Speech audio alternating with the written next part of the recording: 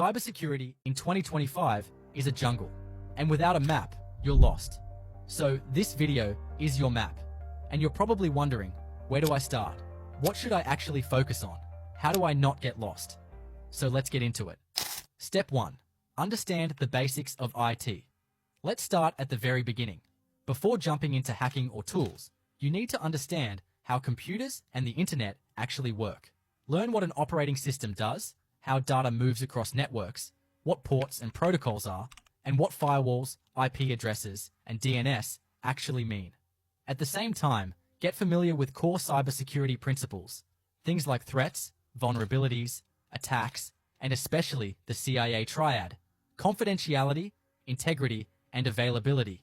A great way to structure your learning here is to use the CompTIA Security Plus syllabus as a reference.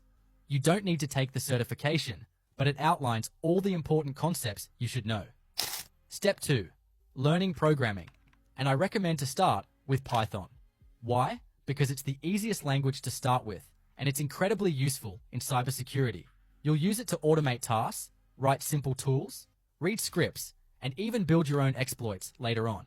And because I know that starting programming can feel overwhelming, I've created a free Python book, specifically for cybersecurity beginners like you. The link is in the description. No payment, just grab it and start learning. Step 3. Master computer networks. Cybersecurity is about protecting systems, and most of those systems are connected through networks. That's why understanding computer networking is non-negotiable. You need to know the OSI model, TCP, IP. What happens when you type a URL in your browser, how ARP works, what packets are, and much more. This is where many learners get stuck.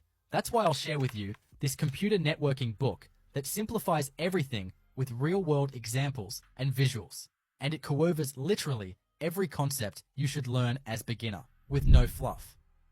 Step 4. Learn the essential tools. Once you've got the theory and Python down, start learning industry standard tools.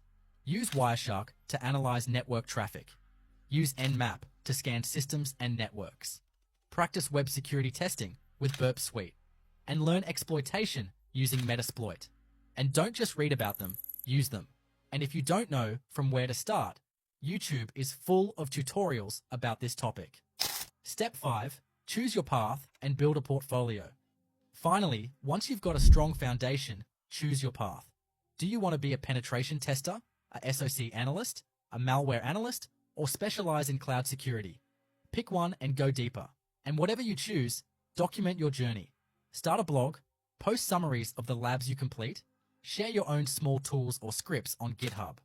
Employers and clients don't just look for skills, they look for proof. Your portfolio becomes that proof. That's it, just 5 clear steps. Reason 1. First, let's talk about multitasking. Imagine trying to learn French, Spanish, and German all at once. Sounds overwhelming, right?